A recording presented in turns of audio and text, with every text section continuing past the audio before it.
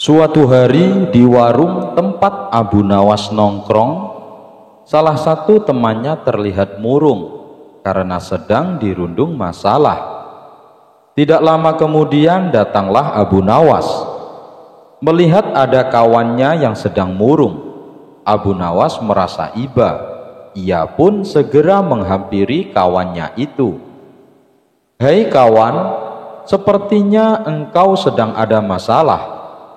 Coba ceritakan padaku," kata Abu Nawas membuka percakapan. Orang itu lalu menceritakan permasalahan yang sedang dihadapinya. Sebagai seorang sahabat, Abu Nawas selalu mencoba menghibur.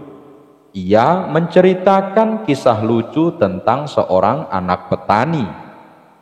Setelah mendengar cerita Abu Nawas yang lucu itu, temannya tersebut langsung tertawa terpingkal-pingkal. "Terima kasih Abu Nawas, kau telah menghiburku sehingga beban pikiranku menjadi plong," kata kawannya kepada Abu Nawas. Hari berikutnya saat Abu Nawas datang ke warung, ia kembali mendapati kawannya yang kemarin sedang termenung seorang diri. "Hai kawan, kamu kenapa lagi?" tanya Abu Nawas sambil menghampirinya.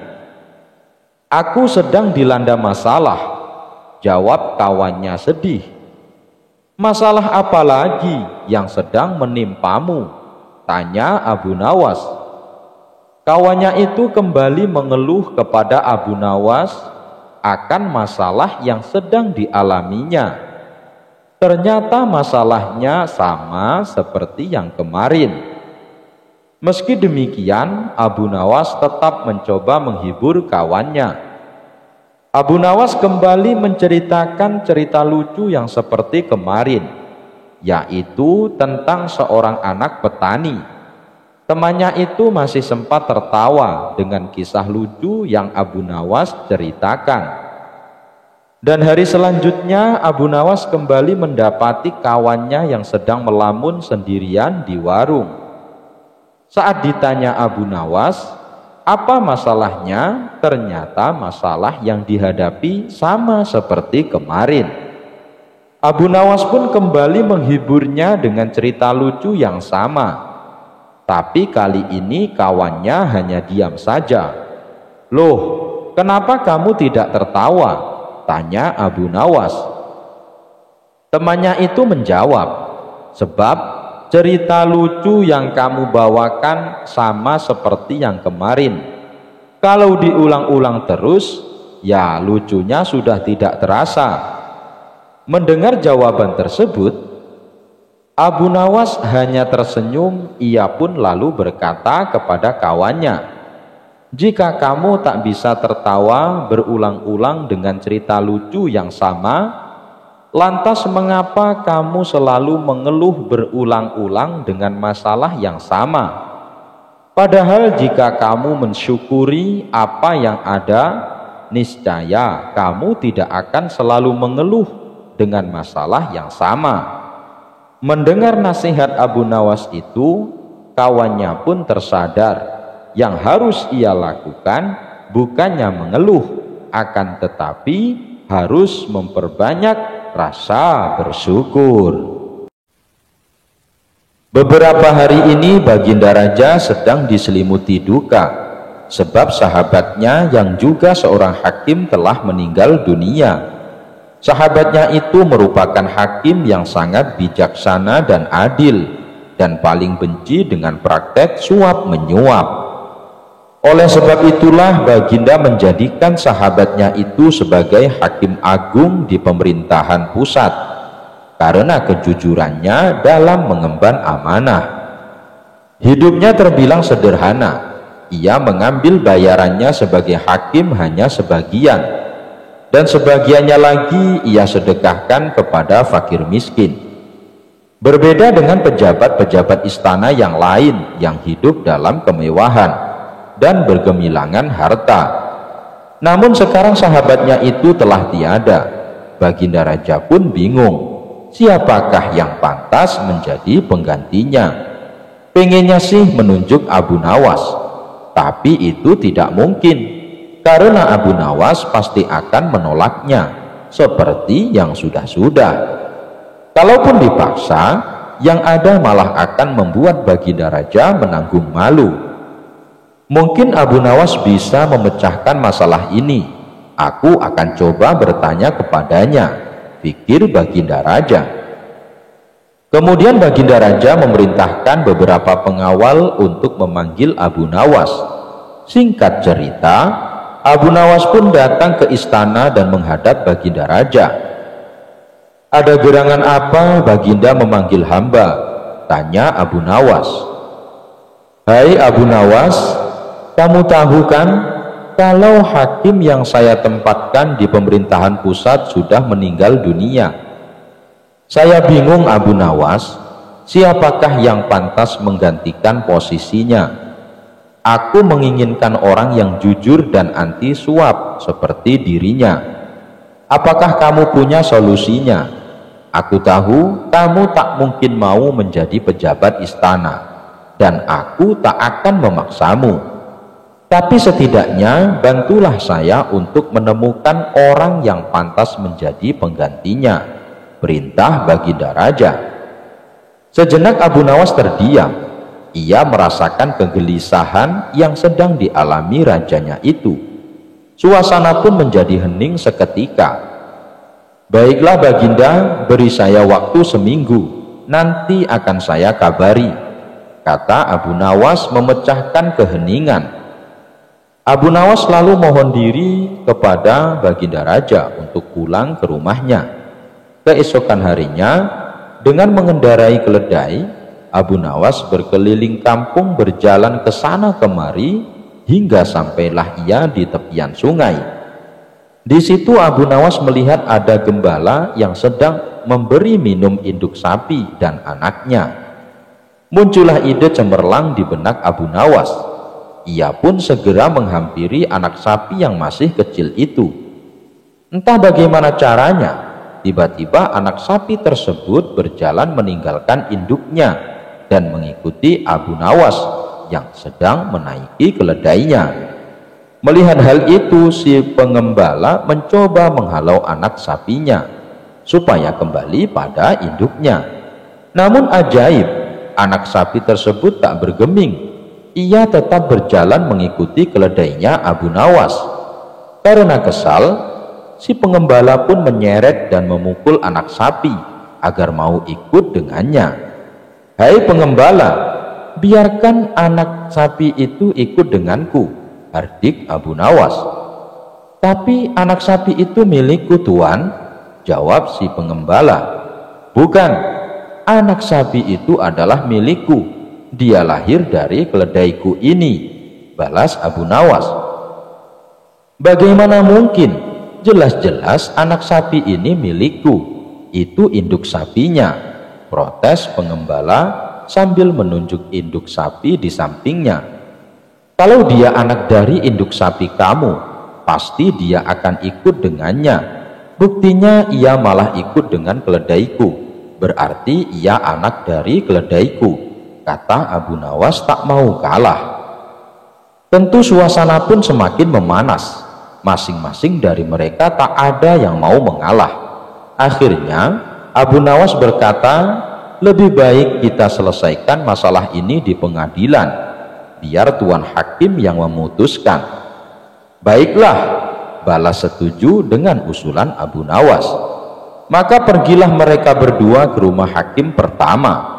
Sebelum sidang dimulai, Abu Nawas menawari hakim pertama dengan iming-iming uang banyak supaya Abu Nawas bisa memenangkan perkaranya. Hakim pertama tergiur dengan tawaran Abu Nawas, tapi ia bingung bagaimana caranya supaya perkara ini dimenangkan oleh Abu Nawas. "Itu mudah saja. Tuan Hakim putuskan saja kepada siapa anak sapi tersebut akan ikut, maka dialah pemiliknya." Sang hakim lalu memutuskan seperti permintaan Abu Nawas. Ketika anak sapi itu dilepaskan, si anak sapi selalu mengikuti keledai Abu Nawas. Walhasil Abu Nawaslah yang berhak atas anak sapi tersebut. Merasa keputusan hakim pertama tidak adil, si pengembala mengajak Abu Nawas menemui hakim kedua.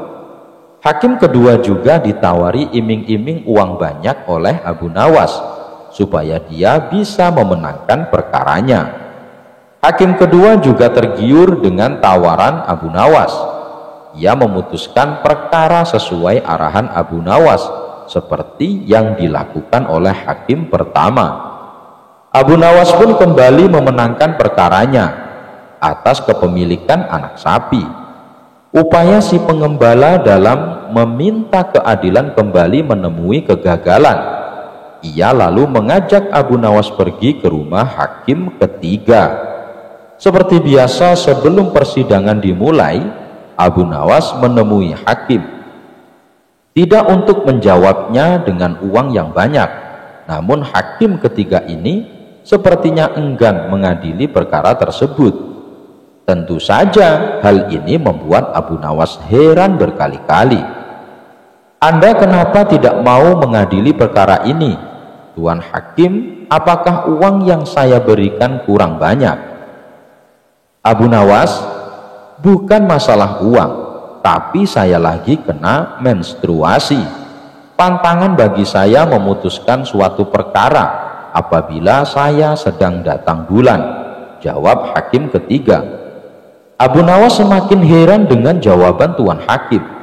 Abu Nawas lantas berkata, Tuan Hakim kan laki-laki, mana mungkin bisa menstruasi? Itu hal yang sangat mustahil. Dengan tenang, hakim menjawab, begitu juga dengan anak sapi. Sejak kapan keledai bisa melahirkan anak sapi? Meskipun anak sapi berjalan mengikuti keledai kamu, bukan berarti anak sapi itu lahir dari keledaimu. Abu Nawas terdiam, lalu ia kembali bertanya, jadi menurut pendapat Tuan Hakim, anak sapi itu milik siapa? Dengan tegas, hakim ketiga menjawab, sudah jelas, si pengembala itu punya induk sapi, tentu dialah pemiliknya. Abu Nawas tersenyum dengan keputusan hakim ketiga. Ia pun mengembalikan anak sapi itu kepada si pengembala. Sebelum berpamitan kepada Tuan Hakim, Abu Nawas berkata, Tuan Hakim, besok Anda ikut saya ke istana. Baginda Raja membutuhkanmu sebagai hakim agung di istana. Abu Nawas merasa puas dan lega. Tugas dari Baginda Raja telah ia selesaikan, karena ia telah menemukan hakim yang tepat untuk ditempatkan di istana sebagai hakim agung.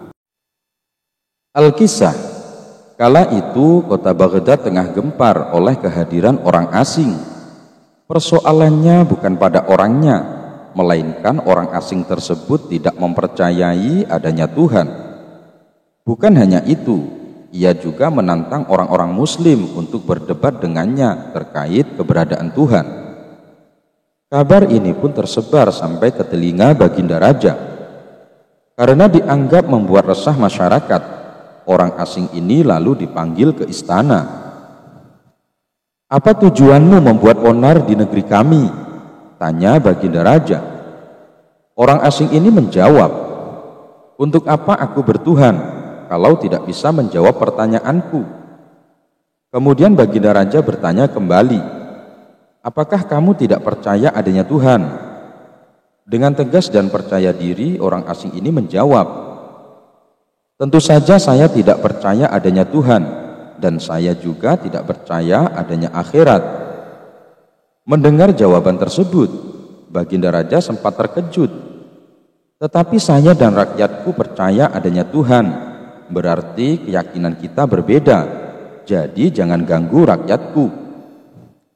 Kalau Baginda Raja percaya adanya Tuhan, bisakah Baginda menjawab 3 pertanyaanku?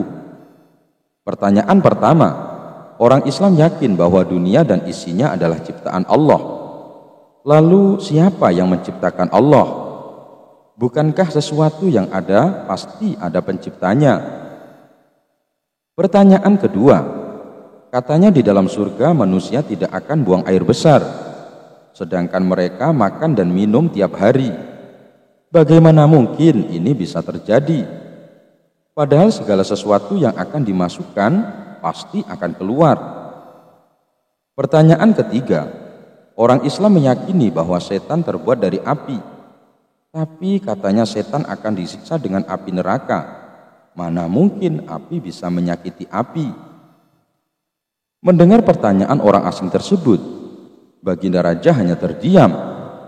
Bisa saja Baginda Raja menjawabnya berdasarkan hadis dan Al-Quran, tetapi yang dihadapi adalah orang yang tidak percaya Tuhan, maka dijawabnya harus dengan logika. Kemudian salah satu menterinya membisikkan kepada Baginda Raja. Menteri tersebut berkata, "Baginda, kalau soal seperti ini serahkan saja kepada Abu Nawas. Ia pasti bisa menjawab segala pertanyaan yang diajukan orang asing ini." Maka tak lama kemudian dipanggillah Abu Nawas ke istana. Setelah dijelaskan mengenai pertanyaan orang asing yang tidak percaya Tuhan ini, setelah duduk di hadapan orang asing ini, Abu Nawas kemudian berkata, "Silahkan, apa yang ingin kau tanyakan?" Pertanyaan pun sama seperti pertanyaan yang diajukan kepada Baginda Raja, yakni siapa pencipta Tuhan. Mendengar pertanyaan itu, Abu Nawas kemudian berkata, "Anda pasti tahu kalau kami selaku orang Islam mengakui hanya ada satu Tuhan. Kita istilahkan saja Tuhan dengan angka 1. Sekarang gantian aku yang bertanya. Angka 3 berasal dari angka berapa?" Tanya Abu Nawas. "Angka 3 berasal dari angka 2 ditambah 1, jawab orang asing tersebut. "Tepat sekali. Kalau angka 2 berasal dari angka berapa?" "Angka 2 berasal dari angka 1 ditambah 1. "Benar sekali. Sekarang kalau angka 1 sendiri berasal dari angka berapa?" Orang asing tersebut kaget dengan pertanyaan itu. Ia hanya terdiam tak bisa menjawabnya. Kemudian Abu Nawas berkata, "Pada intinya semua angka pasti ada awalnya. Entah itu angka 5, angka 4, ataupun angka 10. Dan angka-angka tersebut diibaratkan alam semesta ciptaan Allah. Apabila kamu bertanya siapa yang menciptakan Allah, sama halnya saya bertanya dari mana angka 1 itu. Kamu pasti tidak akan bisa menjawabnya." Orang asing itu pun langsung terdiam dan merenungi kata-kata Abu Nawas. "Untuk jawabanmu yang pertama masuk akal juga. Sekarang untuk pertanyaan kedua. Bagaimana mungkin manusia bisa buang air besar di surga?" Abu Nawas kemudian menjawab, "Selama kamu dalam kandungan rahim ibumu, tentunya kamu makan dan minum. Karena menurut ilmu medis, seorang janin memakan sesuatu yang dimakan ibunya. Lalu ketika kamu dalam kandungan ibumu selama 9 bulan, apakah kamu pernah buang air besar?" Untuk kedua kalinya pertanyaan ini bisa dipatahkan oleh Abu Nawas. Sekarang pertanyaan terakhir, bagaimana mungkin api bisa menyakiti api? "Sebelum pertanyaan terakhir aku jawab," ujar Abu Nawas, "kita harus berjanji, kamu tidak boleh marah." "Tentu saja saya tidak akan marah," jawab orang asing tersebut. Tiba-tiba Abu Nawas menampar pipi orang asing itu dengan sangat keras. "Hei, apa-apaan ini? Kalau tidak bisa menjawab jangan emosi," ujar orang asing itu. "Siapa yang emosi?" jawab Abu Nawas. "Itu tadi adalah jawaban saya. Apakah tadi kamu merasakan sakit?" "Ya, tentu saja sakit. Coba kamu perhatikan tangan saya. Bukankah tangan saya terbuat dari tulang dan daging? Begitu juga dengan pipi kamu. Tapi ketika tangan saya menampar ke pipi kamu, kamu langsung kesakitan. Itulah gambaran sederhana. Kalau api neraka bisa menyakiti setan, setan pasti akan merasa kesakitan, meskipun ia sama-sama terbuat dari api." Orang asing itu pun hanya bisa diam. Semua pertanyaannya dipatahkan oleh Abu Nawas. Baginda Raja pun kagum atas kecerdikan Abu Nawas, dan tidak lupa Abu Nawas diberi hadiah. Suatu hari Abu Nawas mendapatkan hadiah berupa cincin berlian dari Sultan Harun ar-Rasyid. Kepada para tetangganya, cincin itu selalu dipamerkan. Bahkan kemanapun ia pergi, selalu dipakainya pada jari manis kanannya. Dari jauh cincin berlian itu tampak gemerlapan, sehingga menarik perhatian dan rasa kagum orang yang melihatnya. Ketika Abu Nawas berjalan di depan rumah seorang saudagar permata, cincin itu memukau perhatian si saudagar. Belum pernah rasanya permata semacam itu dilihatnya. Harganya kira-kira 10.000 dinar. Taksirnya dalam hati, "Hai Abu Nawas, singgahlah barang sebentar kemari," panggilnya dari depan pintu rumah. Ketika Abu Nawas mendekat, saudagar itu segera menyongsongnya dengan wajah berseri-seri. "Bagaimana engkau membeli cincin yang begitu bagus?" tanya saudagar itu seraya mengamat-amati cincin permata di jari manis kanan Abu Nawas. "Hadiah dari Baginda Sultan Harun ar-Rasyid," jawab Abu Nawas bangga. Jawaban itu menguatkan dugaannya bahwa permata itu memang amat berharga dan bukan barang palsu. "Aku bersedia membelinya dengan harga mahal," bujuk saudagar itu. Abu Nawas menggelengkan kepalanya. "Siapa tahu cincin itu dirampas penjahat di jalan. Lebih baik kau jual saja, maka uangmu dapat kau belikan apa saja," ujar saudagar itu menakut-nakuti. "Aku bersedia membayarmu 3.000 dinar, sambungnya. Abu Nawas orang yang pandai, tak gampang terbujuk, apalagi tertipu. Ia tahu bahwa harga cincin itu kira-kira 10.000 dinar. Tawaran itu didiamkannya saja. Dari saku bajunya dikeluarkan sapu tangan, lalu digosoknya cincin itu dengan sapu tangan. Makin bergemilaulah berlian itu. "Abu Nawas, dengarlah, modalku seluruhnya berjumlah 4.000 dinar. Baiklah, seluruh uangku yang 4.000 dinar aku bayarkan kepadamu. Boleh kan?" tawar saudagar itu. "Mana boleh, permata yang begini indah hanya kau hargai 4.000 dinar, sahut Abu Nawas hendak melangkah pergi. "Tunggu dulu Abu Nawas," cegah saudagar itu. "Jika aku punya uang lebih dari itu, akan kuberikan kepadamu semuanya. Barangkali 2-3 hari lagi akan kubawakan engkau uang 5.000 dinar. Karena itu jangan kau jual cincinmu kepada orang lain." Abu Nawas hanya senyum-senyum saja lalu pergi. Cincin itu memang tak pernah lepas dari jari manis kanannya. Ketika tidur malam harinya, cincin itu tetap tersunting di jari. Malam itu Abu Nawas bermimpi. Dalam mimpi itu saudagar datang membawa uang 5.000 dinar. Melihat uang sebanyak itu, Abu Nawas tergiur. Tanpa pikir panjang, diterimanya uang sebanyak itu. Lalu diberikannya cincinnya. Begitu girang hatinya memiliki uang 5.000 dinar. Lalu menari-nari, bahkan berjingkrak-jingkrak.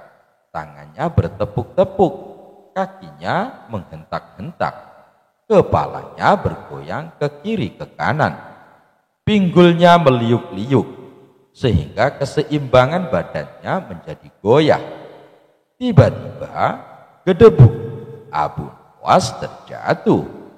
Ternyata ia terjungkal dari tempat tidur ke lantai.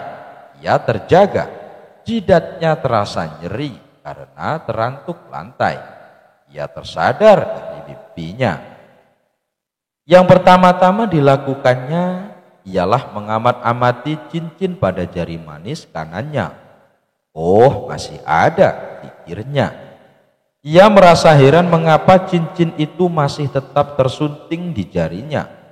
Padahal uang pembayaran dari saudagar permata itu sudah diterimanya. Esok harinya ia menceritakan mimpinya itu, bukan saja kepada istrinya, tetapi juga kepada tetangga-tetangganya, bahkan kepada semua orang yang berjumpa dengannya. Diceritakanlah perihal mimpinya itu. Aku sudah menerima uang pembayaran sebanyak 5.000 dinar, tapi cincinku belum diambil oleh saudagar yang membelinya, katanya dengan terheran-heran. Mimpi Abu Nawas yang aneh itu segera beredar dari mulut ke mulut. Akhirnya saudagar permata itu pun mendengarnya. Kalau begitu aku berhak mengambil cincin itu, pikirnya. Bukankah aku sudah membayarnya? Bahkan Abu Nawas pun mengaku telah menerima uang pembayaran dariku. Saat itu juga ia berangkat menuju rumah Abu Nawas.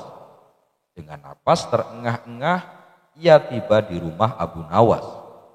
Abu Nawas, ujarnya, mana cincin berlian yang sudah kubeli? Tapi, sahut Abu Nawas tersendat.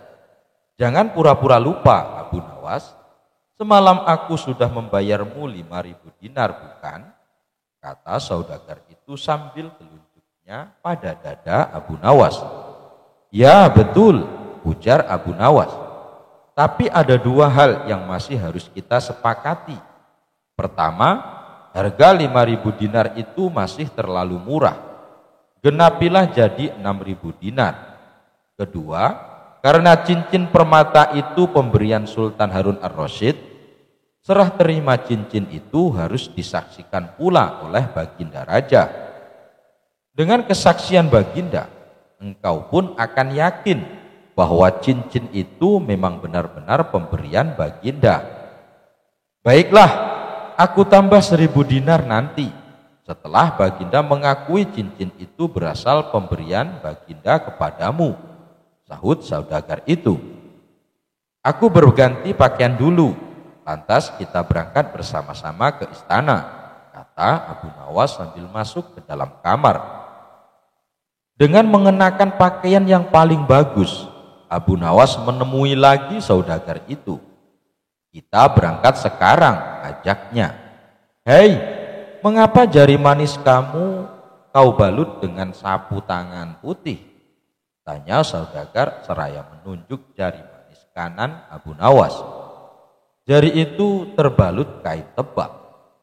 Engkau memperingatkan aku kemarin agar aku berhati-hati, karena penjahat yang melihat permata ini mungkin akan merampasnya, kata Abu Nawas. Betul-betul, kata saudagar itu membenarkannya. Keduanya bergegas berangkat ke istana. Sementara itu Sultan Harun ar-Rasyid ketika itu baru saja memasuki Balairung. Ketika kedua orang itu tiba di istana, Baginda menunda cara perbincangan dengan para pejabat tinggi, lalu memanggil Abu Nawas dan saudagar itu agar menghadap. Baginda, kami bersama saudagar permata ini menghadap Baginda karena ada sesuatu hal yang hendak kami sampaikan. Cincin permata hadiah dari Baginda beberapa hari yang lalu kepada saya akan saya jual kepada saudagar permata ini, kata Abu Nawas. Mengapa hendak kau jual? Tanya Sultan dengan nada marah. Itu hak saya, Baginda, jawab Abu Nawas. Bukankah cincin ini yang telah Baginda berikan sebagai hadiah kepada saya?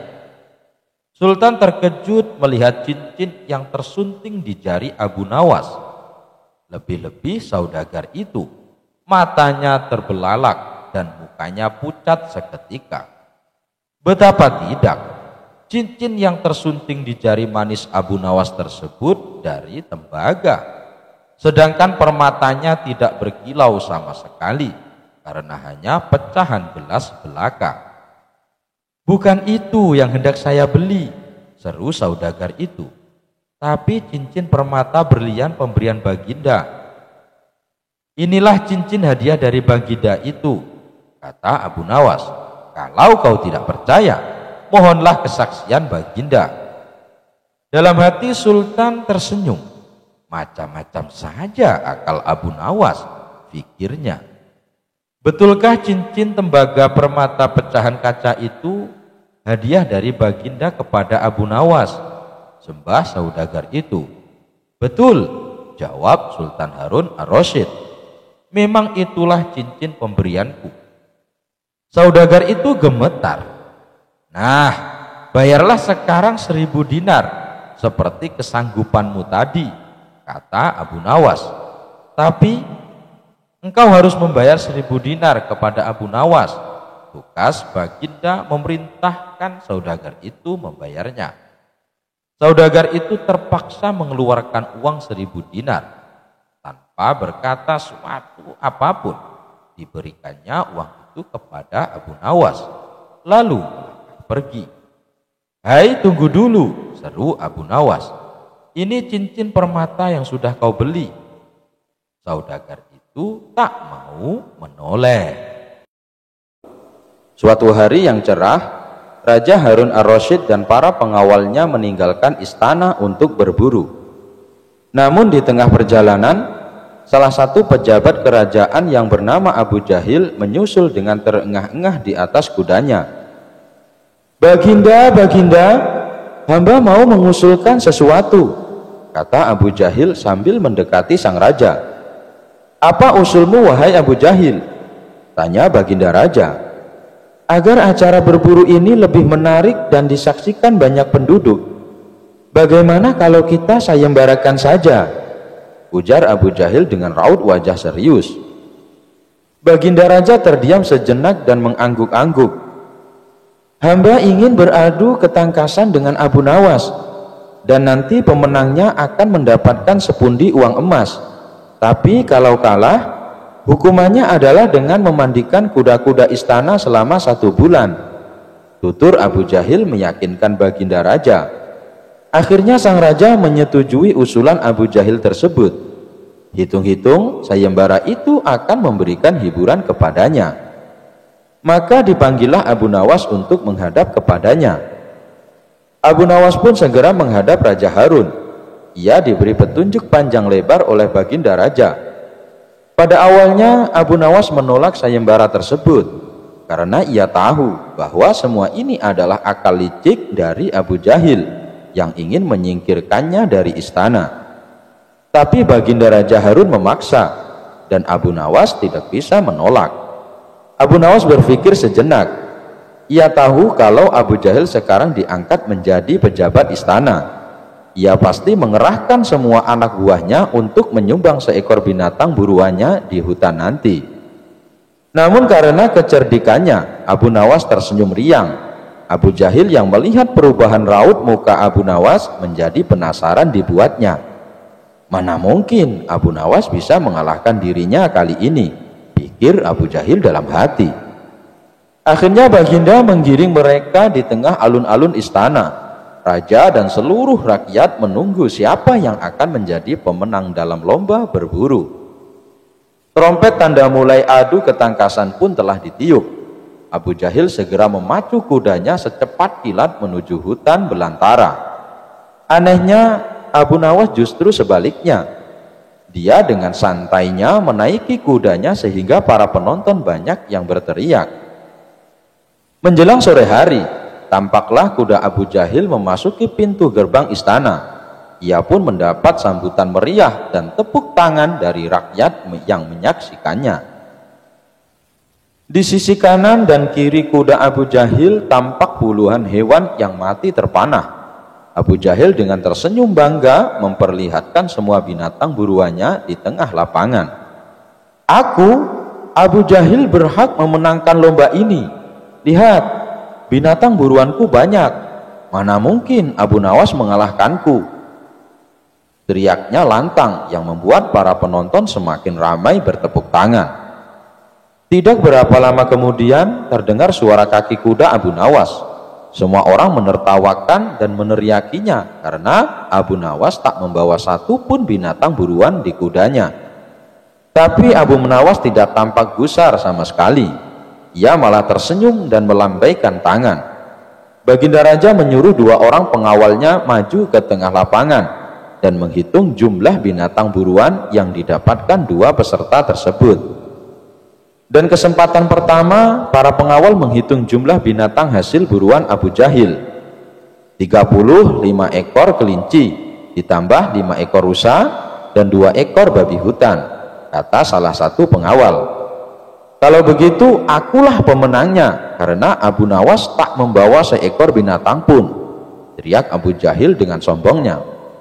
Tenang, tenang, aku membawa ribuan binatang. Jelaslah aku pemenangnya, dan engkau wahai Abu Jahil, silahkan memandikan kuda-kuda istana menurut aturan lomba. Semua binatang boleh ditangkap, yang penting jumlahnya, kata Abu Nawas sambil membuka bambu kuning yang telah diisi dengan ribuan semut merah. Jumlahnya sangat banyak Baginda, mungkin ribuan, kami tak sanggup menghitungnya lagi, kata pengawal kerajaan yang menghitung jumlah semut itu. Melihat kenyataan itu, Abu Jahil tiba-tiba saja jatuh pingsan. Baginda Raja tertawa terpingkal-pingkal dan langsung memberi hadiah kepada Abu Nawas. Kecerdikan dan ketulusan hati pasti bisa mengalahkan kelicikan. Suatu kali Abu Nawas pergi keluar kota untuk menemui sahabat lamanya. Dengan membawa perbekalan seadanya, ia berangkat menuju kota tempat sahabatnya. Singkat cerita, sampailah ia di rumah sahabatnya. Assalamualaikum, ucap Abu Nawas saat mengetuk pintu rumahnya. Saat pintu rumah dibuka, sahabatnya kaget bercampur bahagia. Waalaikumsalam Abu Nawas, apa kabarmu? Jawab sahabatnya sambil memeluk Abu Nawas. Mari silahkan masuk, ajak sahabatnya. Mereka berdua saling melepas rindu dan terlibat perbincangan yang penuh canda tawa. Setelah ngobrol kesana kemari, terdengarlah suara azan asar. Wahai kawan, saya minta izin sholat di rumahmu, pinta Abu Nawas. Oh, silahkan Abu Nawas, saya mau keluar sebentar untuk membeli makanan, balas sahabatnya. Abu Nawas lalu ke kamar mandi untuk berwudu. Tapi saat ia akan melaksanakan sholat, ia bingung di mana letak arah kiblat. Mau bertanya kepada sahabatnya, tapi sahabatnya sedang keluar beli makanan. Abu Nawas mencoba menunggu sahabatnya pulang. Lama sudah ia menunggu. Ternyata sahabatnya tak kunjung datang juga. Akhirnya ia memutuskan sendiri kemana arah kiblatnya. Abu Nawas menggelar sajadahnya dan mulai menunaikan sholat. Tidak berapa lama sahabatnya pun datang. Ia tertawa melihat Abu Nawas sholat menghadap arah kiblat yang salah. Setelah Abu Nawas selesai menunaikan sholat, sahabatnya berkata memberitahu, "Hei Abu Nawas, arah kiblatnya bukan ke situ," tutur sahabatnya. "Hah? Apakah arah sholatku salah?" tanya Abu Nawas. "Tidak, hanya saja arah sajadah kamu yang salah," jawab sahabatnya. "Kalau begitu tegur saja sajadahku, jangan aku," balas Abu Nawas. Keduanya pun tertawa bersama-sama. "Ya sudah, mari kita sholat berjamaah. Habis itu kita baru makan-makan," ajak Abu Nawas kepada sahabatnya. Kisah penampilan suci. Suatu hari ada seorang rohib berpenampilan layaknya orang suci. Namun ia terlihat kebingungan beberapa kali. Ia mondar-mandir tepat di depan rumah Abu Nawas. Karena merasa kasihan, Abu Nawas lalu menyapanya.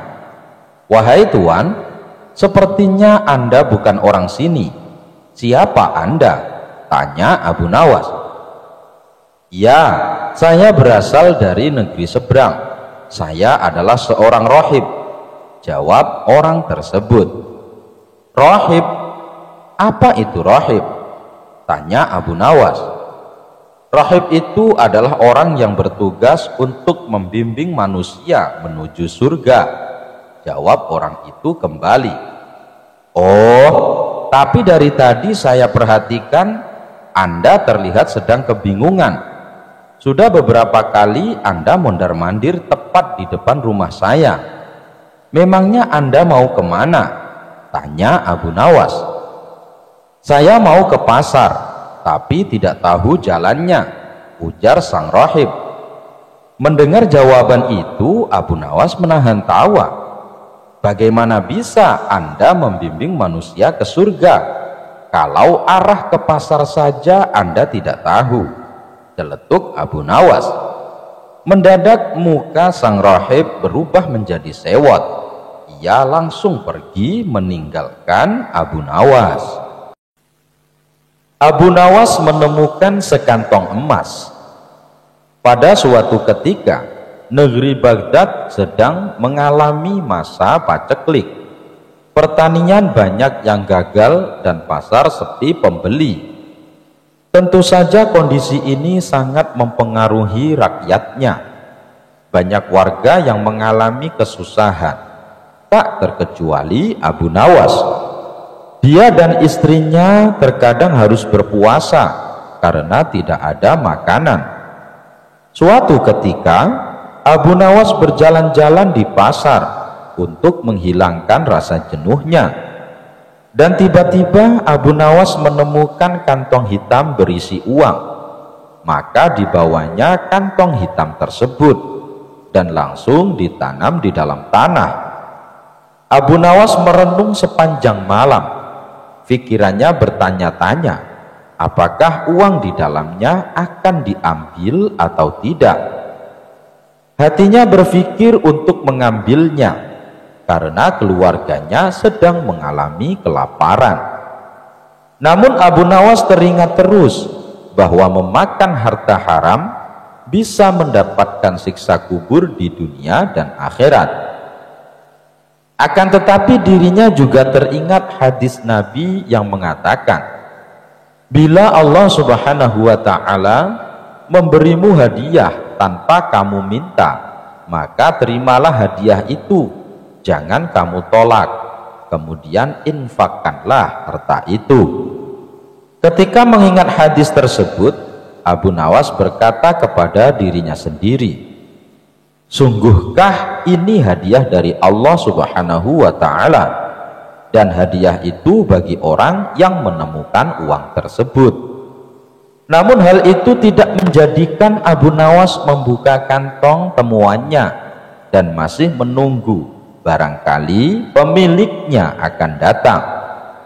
Hari pun berlalu, dan ketika Abu Nawas kembali berjalan-jalan di pasar, ia mendengar seorang saudagar lelaki kaya sedang mengumumkan bahwa kantongnya hilang.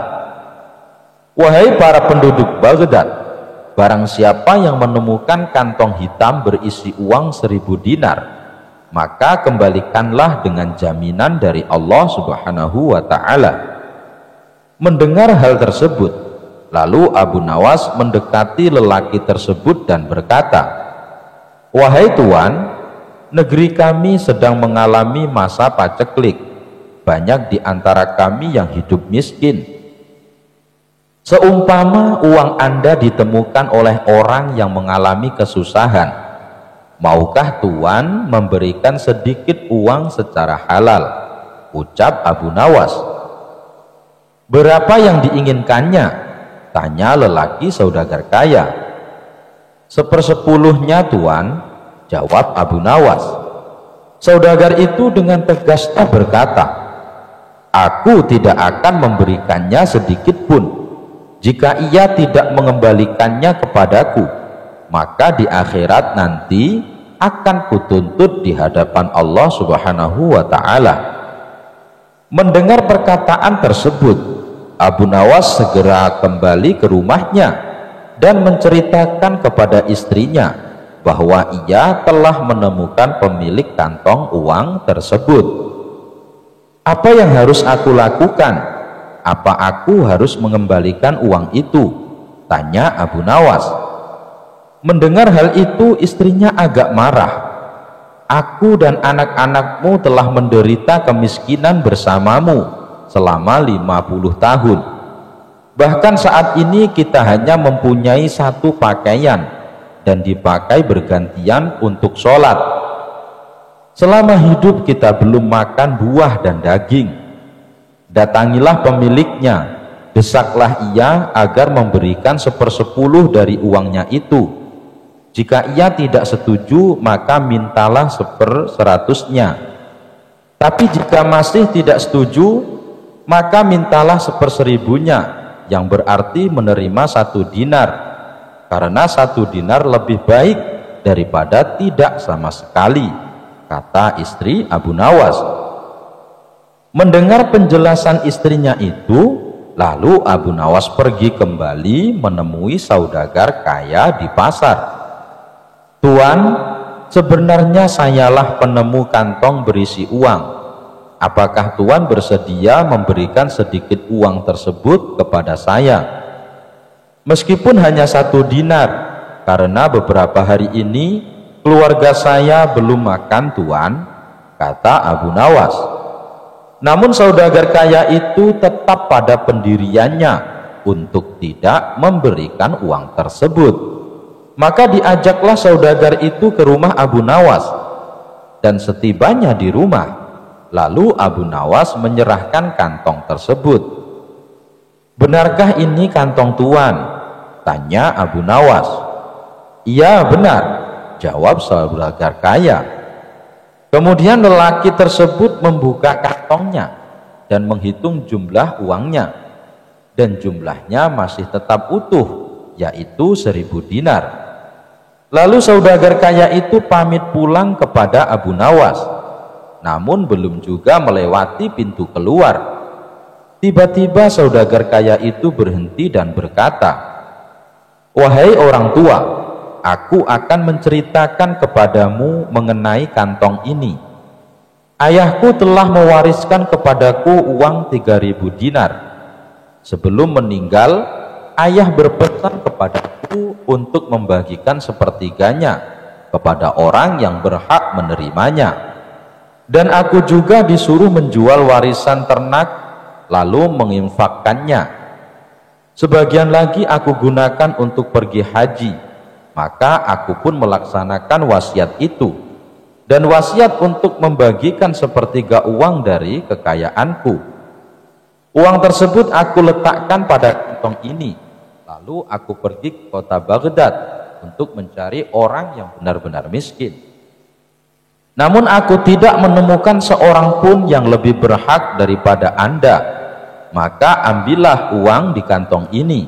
Semoga Allah Subhanahu wa ta'ala memberkahimu, kata saudagar lelaki kaya tersebut.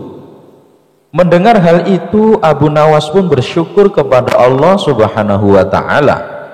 Kesabaran dan kejujurannya saat menemukan uang tersebut ternyata mendapat jalan lain dari Allah. Ternyata saudagar kaya tersebut tidak hanya memberikan 1/100 yang dimintanya, melainkan semua uang yang ada di kantong tersebut. Abu Nawas memasukkan unta ke lubang jarum. Al-Kisah, Abu Nawas mendapat kabar Baginda Raja mengalami masalah yang membuat tidak bisa tidur. Masalah tersebut hanya Raja yang mengetahuinya. Ia sengaja merahasiakannya, termasuk kepada Abu Nawas selaku sahabatnya tempat berkeluh kesah. Ingin rasanya Baginda Raja melupakan masalah yang menimpanya. Kalaupun bisa lari menghindar, tentulah ia akan melakukannya. Namun kenyataannya permasalahan yang dihadapi terasa seperti mengikutinya kemanapun Baginda Raja pergi. Sejak saat itu Baginda Raja sering terlihat melamun seorang diri. Kemudian penasihat istana mendekati Baginda Raja. "Maaf Paduka yang mulia, hamba perhatikan belakangan ini Paduka terlihat murung. Hamba khawatir Paduka nanti jatuh sakit. Apakah ada sesuatu yang Paduka pikirkan? Tanya penasehat istana. Tidak ada apa-apa, aku baik-baik saja. Kau urusi saja pekerjaanmu, jawab Baginda Raja dengan memalingkan wajahnya. Penasehat istana pun hanya terdiam. Ia merasakan gelagat bahwa Baginda Raja sedang dilanda masalah besar. Dikarenakan Baginda Raja tidak mau berterus terang, penasehat istana tidak berani membujuknya untuk menceritakan masalah yang dihadapi. Makin hari sikap Baginda Raja makin tertutup, bahkan kini enggan menerima tamu. Hal ini membuat para pejabat istana menjadi sangat khawatir. Apa yang harus kita lakukan? Makin hari Baginda Raja terlihat mengkhawatirkan. Ini sangat buruk untuk kondisinya. Jangan sampai Baginda Raja jatuh sakit, kata salah seorang menteri. Aku juga cemas melihat sikap Baginda Raja belakangan ini. Aku sudah coba membujuknya supaya mau menceritakan masalah yang dialami, tapi ia malah memalingkan wajah. Baginda Raja memilih menutup diri, beber penasehat istana. Saya ada saran, bagaimana kalau masalah ini kita sampaikan kepada Abu Nawas? Biasanya dia tahu solusinya, ujar salah satu dari menteri. Ya, saya setuju dengan saran tersebut, balas lainnya. Maka beberapa menteri istana segera mendatangi rumah Abu Nawas. Melihat yang datang adalah para menteri, Abu Nawas sempat terkejut. Biasanya yang diutus Baginda Raja adalah prajurit istana. Kenapa kalian yang datang? Tanya Abu Nawas. Kami kesini bukan diutus Baginda Raja, tapi atas kemauan sendiri, jawab para menteri. Kemudian para menteri ini memberitahu Abu Nawas tentang keadaan yang menimpa Baginda Raja. Kami semua sudah berusaha memberi perhatian, tapi Baginda Raja selalu menutup diri, kata salah satu menteri. Baiklah, aku akan coba menghiburnya. Mari kita ke istana sekarang, ajak Abu Nawas. Singkat cerita, Abu Nawas menghadap Baginda Raja. Ia lalu bercerita kisah-kisah jenaka di hadapan Baginda Raja, berharap bisa terhibur dan tertawa, tapi ternyata tidak ada reaksi apapun. Baginda Raja hanya terdiam, malah meninggalkan Abu Nawas lalu masuk ke kamarnya. Selepas Baginda Raja pergi, para menteri segera menghampiri Abu Nawas. Bagaimana ini Abu Nawas? Kamu lihat sendiri kan? Ucap mereka. Sepertinya Baginda Raja sedang mengalami masalah berat. Biarkan aku pulang dulu. Aku akan memikirkan cara untuk mengatasi masalah ini, ucap Abu Nawas. Setibanya di rumah, Abu Nawas terus memikirkan cara terbaik memecahkan masalah ini. Setelah berpikir cukup lama, akhirnya Abu Nawas menemukan ide cemerlang. Esok harinya Abu Nawas pergi ke pasar. Di hadapan orang-orang, Abu Nawas berteriak, apakah di antara kalian ada yang bisa memasukkan unta ke lubang jarum? Mendengar pertanyaan Abu Nawas, semua orang yang ada di sana heran. Salah satu dari mereka lalu menjawab, mana mungkin bisa, itu perkara yang mustahil. Dengan lantang Abu Nawas membalas, tidak ada perkara yang mustahil, jangankan aku, anak kecil pun bisa. Kalau kau memang bisa, coba tunjukkan kepada kami, pinta mereka. Maaf kawan-kawan, sayangnya aku hanya bisa membuktikannya bila di hadapan Baginda Raja, jawab Abu Nawas. Begitulah seterusnya setiap ada keramaian, orang ataupun perkumpulan, Abu Nawas selalu mengatakan hal yang sama. Akhirnya kabar tentang Abu Nawas bisa memasukkan unta ke lubang jarum sampai juga hingga telinga Baginda Raja. Awalnya Baginda Raja tidak terlalu memedulikannya, tapi lama-kelamaan timbul juga rasa penasaran pada dirinya. Maka diperintahkanlah beberapa pengawal istana memanggil Abu Nawas. Tuan Abu Nawas, Anda diperintah Paduka untuk datang ke istana, ucap seorang prajurit. Benarkah? Tanya Abu Nawas memastikan. Benar Tuan Abu Nawas, jawab dia. Rencanaku akhirnya berhasil, pikir Abu Nawas. Oh iya, bagaimana kondisi Baginda Raja sekarang? Tanya Abu Nawas lagi. Baginda masih sering mengurung diri dan sering tampak termenung, jawab salah satu prajurit. Baiklah, aku akan ke sana sekarang, balas Abu Nawas. Tidak lama kemudian Abu Nawas sampai di istana menghadap Baginda Raja. Wahai Abu Nawas, aku dengar kau bisa memasukkan seekor unta ke lubang jarum. Kau bersedia membuktikannya bila di hadapanku. Benarkah itu? Tanya Baginda Raja. Benar Paduka yang mulia, jawab Abu Nawas. Bagaimana mungkin? Aku rasa itu perkara yang mustahil, balas Baginda Raja. Di dunia ini tidak ada yang mustahil Paduka, ujar Abu Nawas. Baiklah, sekarang coba kau buktikan, perintah Baginda Raja. Caranya mudah Paduka, kita tinggal membuat jarum yang lubangnya lebih besar daripada seekor unta. Dengan begitu kita bisa memasukkannya dengan mudah, bahkan anak kecil pun bisa, jawab Abu Nawas menjelaskan. Kalau caranya seperti itu, semua orang pun bisa melakukannya. Berarti kau telah menipu semua orang, termasuk aku, ucap Baginda Raja. Hamba tidak pernah menipu siapapun, dan hamba juga tidak pernah menipu Paduka. Hamba tidak pernah mengatakan bahwa jarum yang hamba maksud adalah jarum kecil, balas Abu Nawas. Iya, itu benar. Tapi apa maksud dari pernyataanmu ini? Tanya Baginda Raja. Hamba hanya ingin mengatakan ada hikmah dari pernyataan ini, jawab Abu Nawas. Hikmah? Hikmah dari mana? Tanya Baginda Raja heran. Bukankah tadinya Baginda Raja tidak percaya kalau hamba bisa memasukkan unta ke lubang jarum?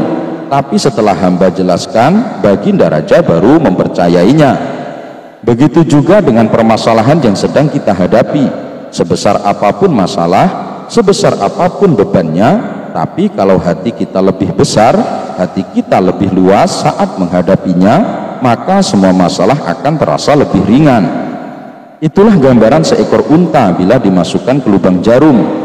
Sepintas saat kita menghadapinya, pasti itu mustahil dilakukan. Tapi bila kita luas dan besar, maka pikiran kita juga akan mengikuti, dan pada akhirnya masalah yang kita anggap mustahil diatasi menjadi mudah dan ringan untuk dijalani. Bagaimana kita akan bisa tenang bila kita menghadapi masalah dengan hati yang sempit? Tutur Abu Nawas. Seketika Baginda Raja terdiam. Ia terus merenungi ucapan Abu Nawas.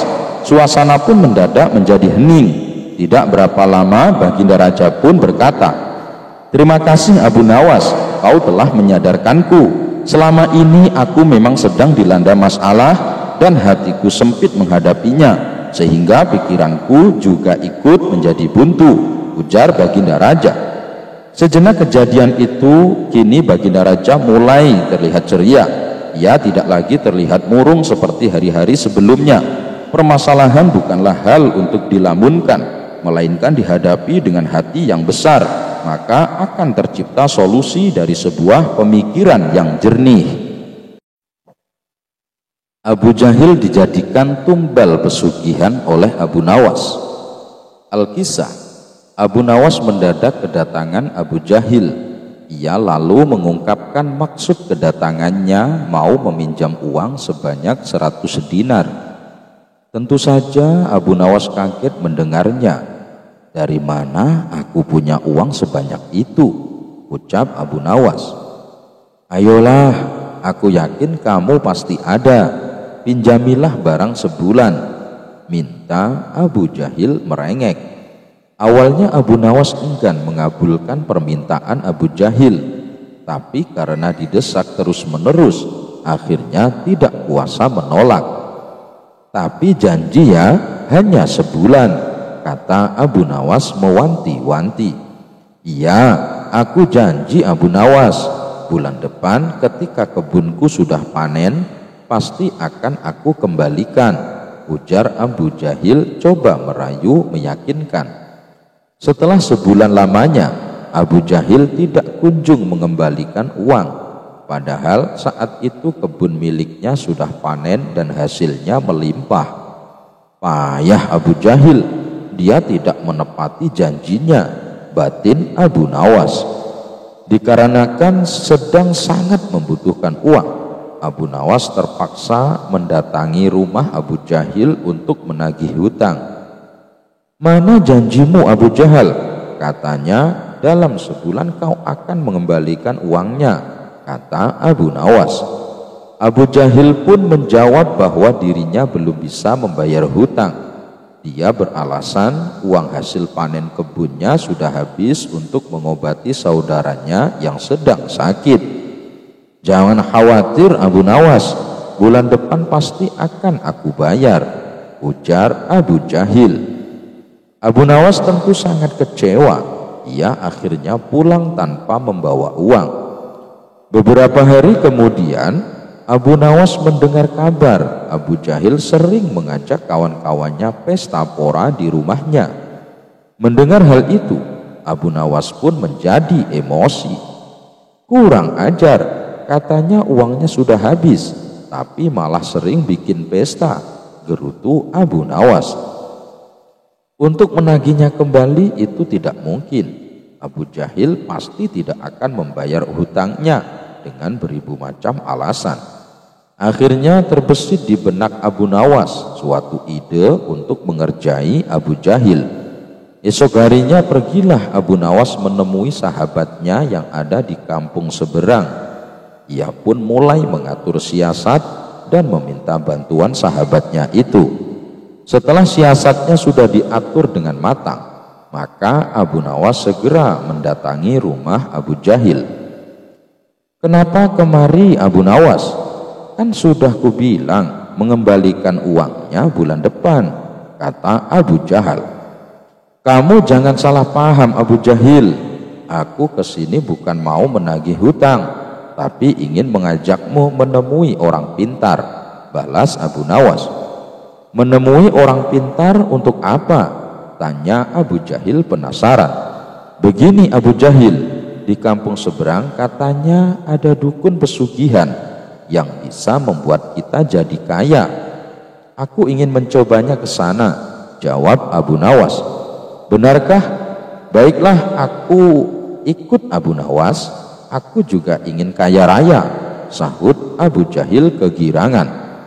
Singkat cerita, sampailah Abu Nawas dan Abu Jahil di rumah seorang dukun pesugihan. Setelah keduanya dipersilahkan masuk, dukun tersebut bertanya, "Ada keperluan apa kalian kemari?" Abu Nawas lalu mengungkapkan keinginan ingin kaya raya tanpa harus bekerja. "Oh, itu gampang, tapi ada syaratnya," ujar dukun tersebut. "Apa itu syaratnya?" tanya Abu Nawas. "Syaratnya harus ada tumbal, tapi jangan khawatir, tumbalnya tidak harus dari keluarga. Orang lain juga bisa dijadikan tumbal, tapi orang lain tersebut adalah orang yang ada kaitannya dengan hartamu," jawab sang dukun. "Maksudnya bagaimana? Saya belum paham," tanya Abu Nawas lagi. "Ya, misalnya orang yang punya utang sama kamu, maka orang tersebut bisa dijadikan tumbal meskipun dia bukan anggota keluargamu," jawab sang dukun. "Kalau orangnya tidak mau bagaimana?" tanya Abu Nawas. "Kamu tidak perlu minta izin. Orang tersebut nanti akan jadi tumbal tanpa dia sadari dan ia akan mati mengenaskan," kata sang dukun menjelaskan. "Oh begitu, baiklah aku setuju," balas Abu Nawas sambil melirik ke arah Abu Jahil. Abu Jahil yang merasakan gelagat dirinya akan dijadikan tumbal seketika langsung gemetaran. Kemudian Abu Nawas diajari mantra oleh sang dukun sebagai ritual saat tengah malam. Sepulangnya dari rumah sang dukun di tengah perjalanan, Abu Nawas berkata, "Abu Jahil, hutangmu yang 100 dinar tidak usah kamu kembalikan. Aku ikhlas." Mendengar hal itu, Abu Jahil langsung ketakutan. "Jangan Abu Nawas, aku akan mengembalikan uangnya sekarang juga. Nanti setelah kita sampai di rumah, aku akan langsung mengembalikannya," sahut dia ketakutan. "Bukannya kemarin kamu bilang uangmu sudah habis?" goda Abu Nawas. "Uangku masih banyak Abu Nawas, aku kemarin bohong sama kamu," ucap Abu Jahil. Akhirnya hari itu juga Abu Jahil langsung mengembalikan uang yang dipinjam. Ternyata dukun yang didatangi Abu Nawas dan Abu Jahil adalah sahabatnya Abu Nawas. Abu Nawas dan sahabatnya sengaja mengatur siasat tersebut supaya Abu Jahil segera melunasi hutangnya. Raja menjadi pengemis. Abu Nawas kaget ketika tiba-tiba disuruh menuju ke istana. Di sana telah menunggu Baginda yang tengah duduk tegap di singgasana istana. "Hai, apa kabar Abu Nawas?" sapa Baginda Raja. "Aku benar-benar mengharap bantuanmu." "Bantuan apa Baginda Raja?" Abu Nawas balik bertanya. "Begini Abu Nawas," Baginda mulai bercerita. "Aku dengar Tuan Habul sudah mulai membangkang terhadap kewajiban negara. Pembantu-pembantuku di daerah melaporkan kalau dia sudah tidak mau lagi membayar zakat. Padahal dia orang yang kaya raya loh. Mengapa Baginda tidak panggil saja dia ke istana, lalu jebloskan ke dalam penjara, habis perkara? Gitu aja kok repot." "Sebenarnya bisa saja aku berbuat begitu, tapi apa tidak ada cara lain? Soalnya sayang kalau aku menghukumnya. Bagaimanapun dulu dia adalah orang yang paling rajin membayar zakat. Tapi entah mengapa, semakin dia kaya, semakin malas pula dia membayar zakat. Sebenarnya kalau ingat nama Tuan Habul, Abu Nawas ingin diam di penjara. Karena semua negeri tahu kalau Tuan Habul orang yang sangat pelit. Hampir tidak ada orang yang menyukainya, kecuali mungkin antek-anteknya saja. Tapi karena ini perintah Baginda, mau tak mau Abu Nawas ikut pula memikirkan jalan keluarnya. Begini saja Baginda yang mulia, usul Abu Nawas. Beri hamba kesempatan berpikir untuk membuat dirinya sadar. Tapi tentu saja selama berpikir, hamba tidak bisa bekerja mencari nafkah buat keluarga. Oleh sebab itu hamba minta ganti rugi selama hamba berpikir menyelesaikan masalah ini. Sudah kuduga sejak semula, kau pasti meminta imbalan kalau kuminta bantuan. Ini bawa, ujar Baginda kesal. Baginda mengeluarkan uang 200.000 dinar kepada Abu Nawas. Sambil cengar-cengir, Abu Nawas membawa pulang uang pemberian Baginda Raja.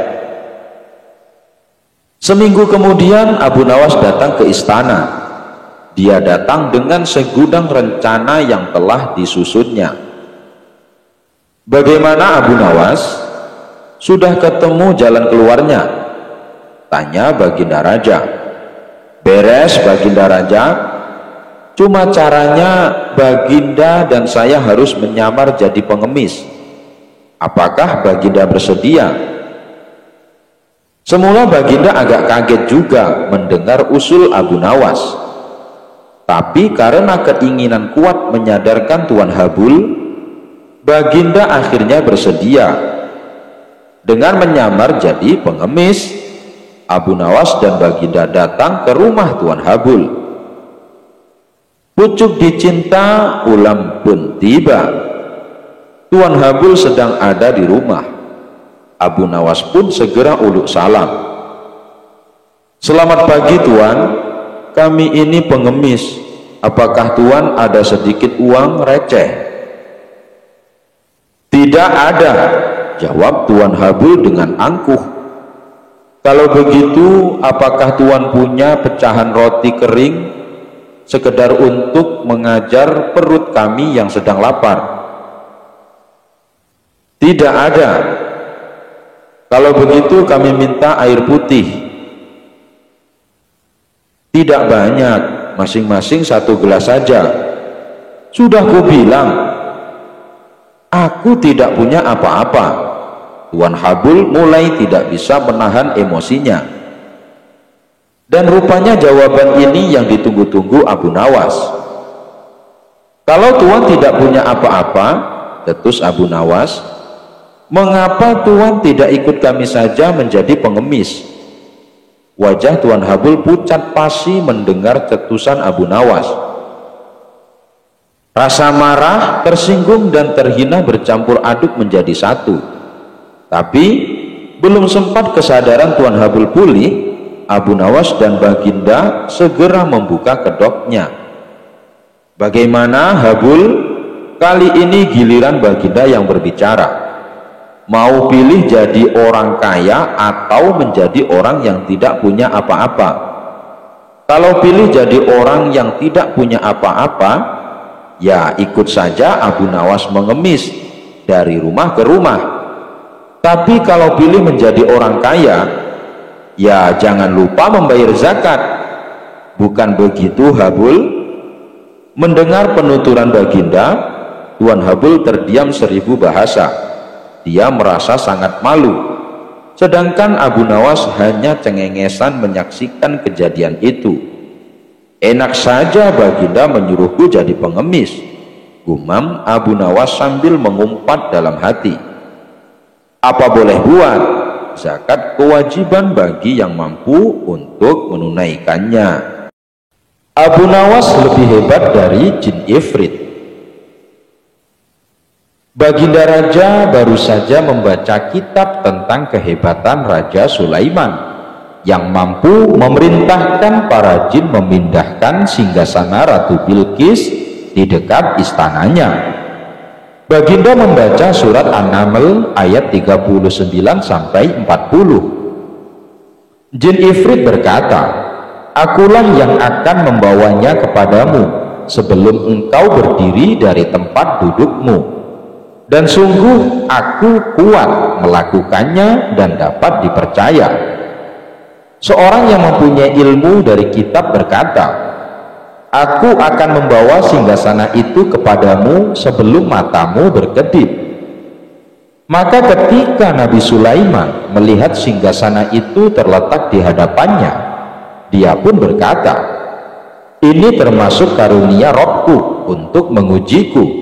Apakah aku bersyukur atau mengingkari nikmatnya? Barang siapa bersyukur, maka sesungguhnya dia bersyukur untuk kebaikan dirinya sendiri. Dan barang siapa ingkar, maka sesungguhnya Robku Maha Kaya, Maha Mulia." Al-Quran Surah An-Naml ayat 39 sampai 40. Baginda mencermati ayat tersebut. Jin ifrit saja bisa dikalahkan seorang ulama. Berarti manusia lebih sakti dari para jin. Ulama di masa Raja Sulaiman lebih cepat memindahkan singgasana Ratu Bilqis dibanding jin ifrit. Ulama itu mampu membawa singgasana ke hadapan Nabi Sulaiman sebelum dia mengedipkan mata. Sedangkan ifrit hanya mampu membawanya ke hadapan Nabi Sulaiman sebelum dia bangkit dari tempat duduknya. Baginda tiba-tiba merasa tertarik. Hatinya mulai tergelitik untuk melakukan hal yang sama. Mendadak beliau ingin istananya dipindahkan ke atas gunung agar bisa lebih leluasa menikmati pemandangan di sekitar. Dan bukanlah hal itu tidak mustahil bisa dilakukan, karena ada Abu Nawas yang amat cerdik di negerinya. Kalau di masa Raja Sulaiman ada ulama yang lebih hebat dari jin ifrit, di masa sekarang ada Abu Nawas, ujar Baginda dalam hati. Baginda pun segera memanggil Abu Nawas. Setelah Abu Nawas dihadapkan, Baginda berkata, "Sanggupkah engkau memindahkan istanaku ke atas gunung agar aku lebih leluasa melihat negeriku?" tanya Baginda Raja. Abu Nawas tidak langsung menjawab. Dia berpikir sejenak hingga keningnya berkerut. tidak mungkin menolak perintah Baginda, kecuali kalau memang ingin dihukum. Akhirnya Abu Nawas terpaksa menyanggupi proyek raksasa itu. Ada satu lagi permintaan dari Baginda. Pekerjaan itu harus selesai hanya dalam waktu sebulan. Karena kemampuanmu belum teruji, maka kamu punya waktu sebulan untuk melakukan permintaanku itu, ujar Baginda Raja. Abu Nawas pulang dengan hati masyghul. Setiap malam ia hanya berteman dengan rembulan dan bintang-bintang. Hari-hari dilewati dengan kegundahan. Tak ada hari yang lebih berat dalam hidup Abu Nawas kecuali hari-hari ini. Tetapi pada hari ke-9 ia tidak lagi merasa gundah gulana. Keesokan harinya Abu Nawas menuju istana. Ia menghadap Baginda untuk membahas pemindahan istana.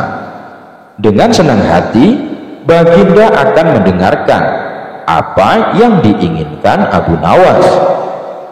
Ampun tuanku, hamba datang ke sini hanya untuk mengajukan usul untuk memperlancar pekerjaan hamba nanti, kata Abu Nawas. Apa usulmu?